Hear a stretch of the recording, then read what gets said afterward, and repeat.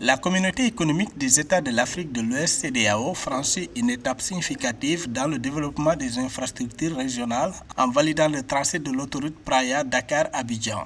Ce projet ambitieux vise à relier la capitale du Cap-Vert, Praia, à Dakar, la capitale du Sénégal, et à Abidjan, la plus grande ville de la Côte d'Ivoire. Avec une longueur totale estimée à environ 3164 km, cette autoroute est conçue pour stimuler le commerce, améliorer la connectivité et favoriser l'intégration économique entre les pays de l'Afrique de l'Ouest. Il s'inscrit dans le cadre plus large de la route transafricaine qui relie le Cap-Vert à Lagos au Nigeria avec une extension prévue vers l'Afrique centrale et orientale jusqu'à Mombasa au Kenya. Selon les estimations, le coût total de ce projet pourrait atteindre 5 milliards de dollars, annonce faite lors d'un atelier technique qui a eu lieu en Gambie du 26 au 28 février 2025.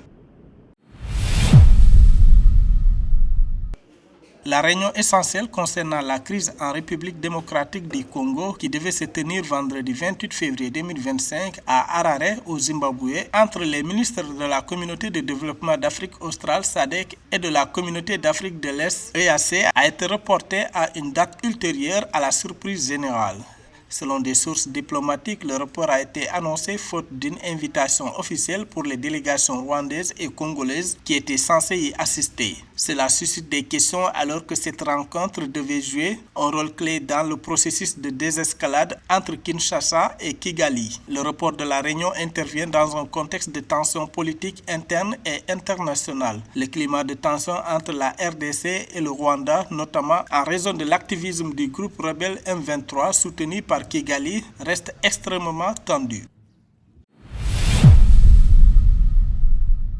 La Commission du bassin du lac Tchad cherche à établir des directives pour répondre aux enjeux partagés. La 70e réunion régulière du Conseil des ministres de la Commission du bassin du lac Tchad, CBLT, s'est déroulée le 28 février 2025 à Niamey, au Niger. D'après le gouvernement du Niger, c'est une occasion propice pour discuter des sujets d'actualité de la CBLT et établir les directives stratégiques pour répondre aux enjeux partagés tout en passant en revue le programme de travail annuel 2025. Fondé en 1964 par les 4 nations bordant le lac Tchad, le Cameroun, le Niger, le Nigeria et le Tchad qui ont été rejoints par la Centrafrique en 1996 et la Libye en 2008, la CBLT a pour objectif de gérer les ressources aquatiques du lac Tchad et de veiller à sa préservation tout en favorisant l'intégration régionale, la paix, la sécurité et le développement au sein de cette région.